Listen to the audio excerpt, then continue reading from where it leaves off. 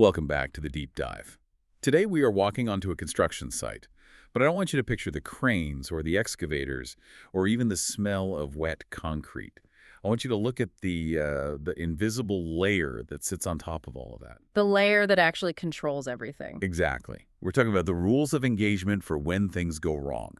And let's be honest, in large-scale international construction, things always go wrong at some point. No, absolutely. Unforeseen ground conditions, massive supply chain delays, price spikes, design errors. It's just the nature of the beast. And when those things strike, the battle isn't really fought with welding torches. It's fought with paperwork. Specifically, we're diving into the source material you sent over, the FIDIC Yellow Book 2017 edition. Which is, essentially the global gold standard for design-build contracts. This is the rule book for billions of dollars of infrastructure projects all over the world. And we are laser focusing on one specific section, the one that keeps commercial managers awake at night. Clause 20, employers and contractors' claims. This is the survival guide. Clause 20 is the mechanism you use to ask for more money or more time. But it is also a complete minefield. Because of the time bars, right? I was reading through this, and it just felt incredibly high stakes. That is the big headline, the notorious time bars.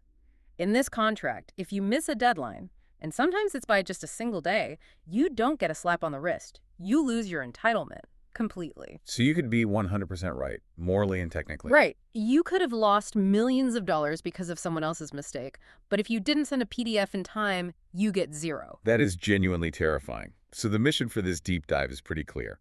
We're going to decode the timeline, the procedural hurdles, and the traps hidden inside Clause 20. It's all about discipline. FID 2017 doesn't really care how good a builder you are. It cares how good a record keeper you are. Okay, so let's unpack this. We're starting with Section 1 of our outline, defining the battlefield. This is Clause 20.1. Now, usually when people hear claim in construction, they think of a contractor trying to get extra cash. That's the stereotype, yeah. The greedy contractor trying to squeeze the client. But Clause 20.1 in the 2017 edition is actually quite egalitarian. It defines 3 categories of claims, and the first one, Category A, is for the employer. The client. So the person paying the bills can make a claim. Absolutely. Think about it. What if the project is delayed because the contractor messed up? The employer might be entitled to delay damages. Basically a penalty, that's a claim. Or a defect, right. Like if the roof leaks 3 months after handover. Exactly. If the employer wants to extend the DNP, the defects notification period, which is like the warranty, that is a formal claim under Category A, they have to follow the rules too. Okay, so A is the client wanting money or warranty. Category B must be the other side. That's the classic one we all know. The contractor thinks they're entitled to additional payment or an EOT, an extension of time. The rain delayed us, we need 2 more weeks, that kind of thing. But then there's this third bucket, Category C, the catch-all. I found that interesting. Yes, this is where it gets a bit more nuanced. Category C covers situations where either party wants another entitlement or relief that is not money and not time. Can you give me a real-world example of that, what fits in there? It's usually a disagreement over a procedural instruction. Let's say the engineer issues a certificate saying your concrete quality is grade B and you insist it's grade A. You're not asking for money yet, you just want the record corrected. That's a Category C issue. And why does it matter which bucket you fall into? Because the procedures are totally different. If it's money or time categories A or B, you get thrown into the really rigorous high-stakes process of subclause 20.2. That's the gauntlet. And Category C? That gets handled differently. It's referred directly to the engineer under subclause 3.7. It actually bypasses the scary time bars we're about to talk about. So step 1 for our listener, figure out what you're asking for. Money or time puts you in the danger zone. Correct. You're entering subclause 20.2. Which brings us to Section 2, the 28-day guillotine, Clause 20.2.1, the notice of claim. Maybe the most critical paragraph in the entire book. I call it the guillotine because it feels so final. Walk us through it. You're on site, digging a foundation, and you hit solid bedrock, where the survey said there was soil. You know this is going to cost you a fortune. What do? You have to give a notice to the engineer. It doesn't have to be a novel. It just needs to describe the event. But, and this is the huge but, you have to do it within 28 days. 28 days from when? The day I hit the rock. This is probably the most litigated sentence in construction law. The text says, No later than 28 days after the claiming party became aware or should have become aware of the event. Should have become aware. That sounds like a trap. It's so subjective. Well, it's an objective standard applied to your situation. It means you can't play dumb. Let's say the bedrock was visible in a survey report that was emailed to your office on June 1st, but your site manager didn't read it until June 15th. When does the clock start? I want to say June 15th because that's when I actually knew. And FIDIC would say June 1st, because a competent contractor should have known on June 1st. So internal screw-ups are not an excuse. Never. The clock is ticking, whether you're looking at it or not. And let's get to the consequences. This is what makes it so harsh. If I file this notice on day 29, what happens? A late fee. No, it's fatal. The text is explicit. If you fail to give notice in 28 days, 3 things happen instantly. 1, no additional payment. 2, no extension of time. And 3, The other party is discharged from any liability for that event.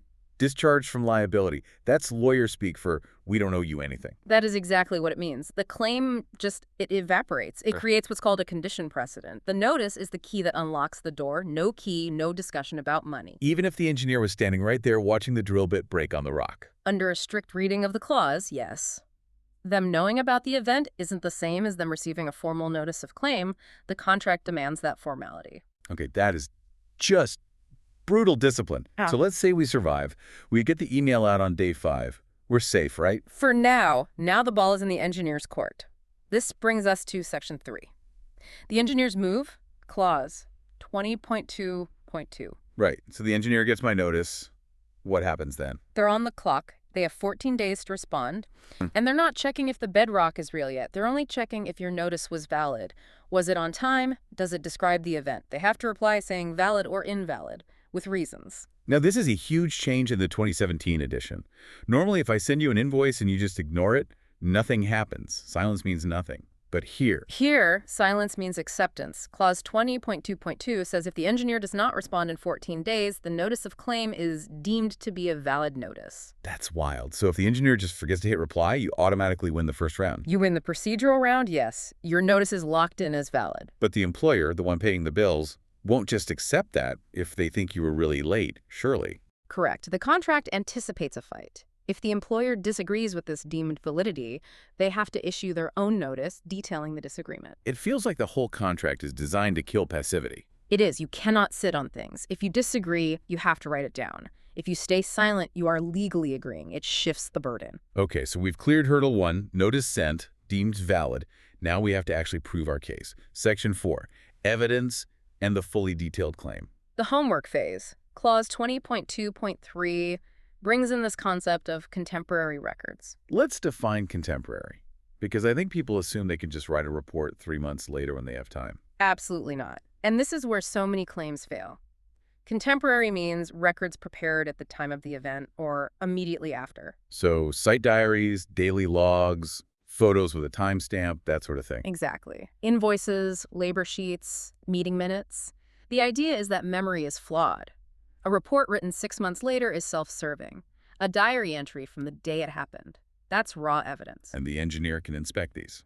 Yes, they have the right to monitor your record keeping. They can walk into your site office and say, show me the logs for this bedrock claim. If you say, oh, I haven't written them up yet, you're already in trouble. Okay, so you're gathering these records. Now you're facing the next deadline, the big one, 84 days. Subclause 20.2.4. Within 84 days of that initial awareness date, the same start date as the 28-day clock, you have to submit your fully detailed claim. And this isn't just a letter, it's a full dossier. It's a complete legal and technical package. The clause requires 4 pillars: a detailed description, the contemporary records, the calculation of money or time. And this is the crucial one. What is that? The statement of the contractual and legal basis. Why is that one singled out? It sounds like more jargon. Because it's another trap door. It's not enough to say, this isn't fair, pay me. You have to say, I am entitled to payment under subclause 4.12, unforeseeable physical conditions. You have to cite the law of the contract. And if you don't, you send everything else, all the photos, the costs, but you forget to cite the clause number. Then the text says, your notice of claim shall be deemed to have lapsed. Lapsed. So Okay. it invalidates the first notice. Exactly. You survive the 28-day guillotine only to trip on the 84-day wire. Your claim is dead. That is just incredibly bureaucratic. It's rigorous. FID demands you know why you're claiming, not just what you're claiming. And again, the same rule applies to the engineer. They have 14 days to tell you that you've lapsed. And if they stay silent, What do you think? it's deemed valid. You're getting it. Silence validates. It's like a game of tennis, where if you don't return the serve in 14 days, you lose the point. That's a perfect analogy. But surely life happens. Is there any mercy in this book at all? Or is it just a robot? Surprisingly, yes, there is a little. Yeah. Section 5, Nuance and Fairness. This is clause 20.2.5. The agreement or determination phase. Right. When the engineer is finally sitting down to decide yes or no, they have the power to look at a late submission and say, you know what, I'm going to accept this anyway. On what grounds? The text lists a few things. The biggest one is prejudice. So, not bias, but harm. Did your lateness actually cause a problem for the other side? Exactly. The question is, did your lateness harm their ability to investigate? Let's go back to the bedrock. If you claim 6 months late and you've already poured concrete over it, they can't inspect it. They're prejudiced because the evidence is gone. So in that case, the claim stays dead. Correct. But if you claim late and the employer's own team was there watching you dig and they took their own photos, were they really prejudiced? No, they knew all about it. Exactly. That's the other factor, prior knowledge. If the engineer sees the other party was fully aware of the problem, they might waive the time bar. It's a safety net. But I'm guessing you shouldn't rely on that. Never. It's a Hail Mary. The safe route is always to meet the deadlines. Okay, what about a practical nightmare? Continuing effects. A flooded site that stays flooded for 6 months? Do I file a new claim every single day? No, that would drown you in paperwork. That's covered in 20.2.6. It sets up a reporting chain. How does that work? Your first claim is treated as interim. Then every month, you submit a further interim claim. So it's basically a monthly update. Essentially, still flooded. Here's this month's cost. Here are this month's records. And when does it stop? Once the event ends, when the water's gone, you have 28 days to submit a final, fully detailed claim. It just ensures the client knows the financial bleeding as it happens. Speaking of financial bleeding, Yeah. contractors live and die on cash flow. If I'm in a huge dispute that takes 6 months to resolve, do I see a penny in that time? This is a great question, and it brings us to Section 6, Payment. Clause 20.2.7. This is the contractor's best friend in the whole book. Show me the money. The clause says that while the claim is being assessed, even if it's not fully agreed, the engineer shall include in each payment certificate any amounts that have been reasonably substantiated. Reasonably substantiated. Yeah. So not the whole thing, but the parts that are obvious. Exactly. Let's say you claim $1 million. The engineer thinks $300,000 is debatable, but they agree that $700,000 is definitely owed. They cannot hold that $700,000 hostage. They have to pay the undisputed part immediately. That's huge. That keeps the lights on. It keeps the project moving. It prevents the contractor going bankrupt while waiting for a final decision. But there's a sting in the tail of this section. A compliance hammer. Yes. Clause 20.2.7 ends with a warning.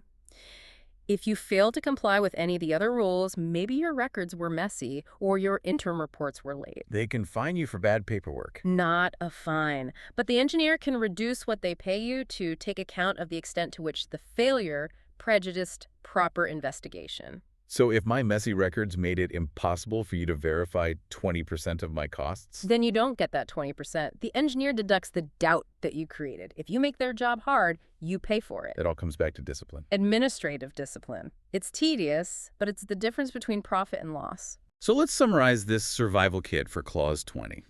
If you're listening to this on the way to a contract meeting, what are the 3 things you need burned into your brain? Number 1, respect the 28-day clock. It starts when you should have known, miss it, and the game is over. Number 2, contemporary records. If you don't have the daily logs from the day it happened, you don't have a case. You can't write history later. And number 3, the legal basis. In your 84-day detailed claim, you must cite the contract clause. Make a legal argument. Don't just tell a sad story. It really feels like FIDA 2017 has turned construction management into a kind of legal profession. It has, but I'd argue it's for a good reason. It forces bad news to travel fast. It stops issues from festering in a drawer for years. It forces transparency. And it forces a response. I want to leave the listeners with that thought we discussed. The deemed valid provisions. The silence trap. In the world of FIDA 2017, ignoring an email isn't just rude. It's legally binding acceptance. It completely flips the power dynamic. If you're asleep at the wheel, you are agreeing to claims by default. Silence is consent. So you have to ask yourself, how many millions of dollars are sitting in your inbox right now, ticking toward that 14-day deadline while you're ignoring them? Check your spam folder. A sobering thought to end on. Thanks for diving deep with us. We'll see you on the next one.